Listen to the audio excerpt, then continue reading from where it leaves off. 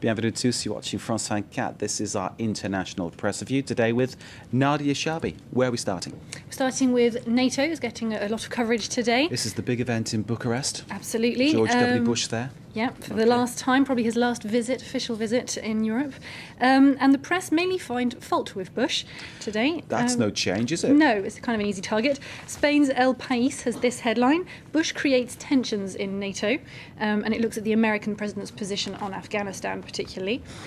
Swiss daily Le Temps has this very critical editorial: US impotence destabilizes allies. Says Le Temps, George Bush was a sorry sight in Bucharest yesterday, out of steam and out of arguments as he presented what the Daily calls his North Atlantic Testament. Even if the paper concedes that Bush's position on expanding NATO eastwards is valid, it reminds readers that NATO is a military alliance above all, and that it's weakened by the hefty bill left by the wars in Iraq and Afghanistan, what it calls American adventurism. Says Le Temps, if the US is still NATO's core power, Bush has left an impossible legacy that will take some time for the alliance to get over. He gets flack from absolutely every paper you pick up, apart from the Sports Daily L'Equipe, of course, which has no need to talk about him at all.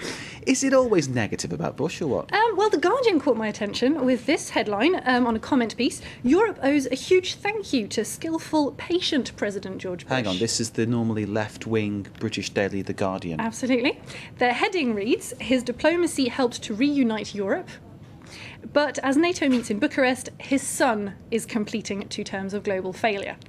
Yes, a bit of a play on the Bushes. Exactly. Bush father is described here as having played the midwife to unification of Eastern and Western Europe. So that's Bush Senior and Bush Junior. Pity about the son, continues the article. Having said that, I think it's still quite interesting that a left-wing daily is praising Bush Senior, given absolutely. That's why it's an interesting. It really is an interesting article. Interesting stuff. George W. Bush, the W stands for weak, says the commentator, is described here as using obsolete methods, lacking leadership skills, being an all-round incompetent man. So, easy target, but it's a good read, and it is interesting in a left-wing Not paper. bad for the president of the biggest country in the world, I suppose, economically and politically, I suppose. What's next? Something on a First Lady this time, not Carla Bruni Sarkozy. This is a change. Go on. Exactly. The International Herald Tribune. I have it here. Taiwan's prospective First Lady sets example. So, following the election last week of Taiwan's new president, Ma Ying-jeou, public attention is focusing not so much on his first economic measures or relations with China, as it is on his wife, of which you can see a picture there with her 2 daughters in the street. And the question is whether or not she should quit her job as the Director of Illegal Affairs in a Taiwanese bank, a big bank. Should she stay home and keep Ma Sao Jiao Company, that's the dog?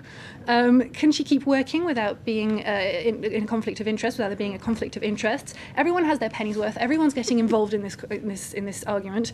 The press are all over it. And says the Tribune, this popular interest reflects a significant shift in the mindset of Taiwanese women. It's one of the problems of being a public figure, I suppose, but you don't think of it happening that way. But looking at her here, she doesn't look like a lady who's set for quitting, let's put it that way. No. She's fairly determined. And she's decided to keep her job. Good on her. Exactly. Over half of the people who were asked think that's a good idea.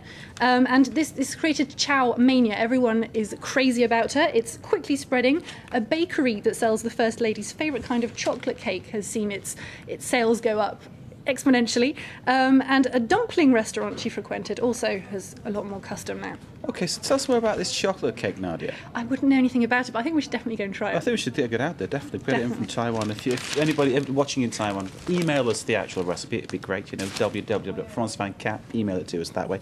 Nadia with the International Press Review. You're watching France 24. Stay with us.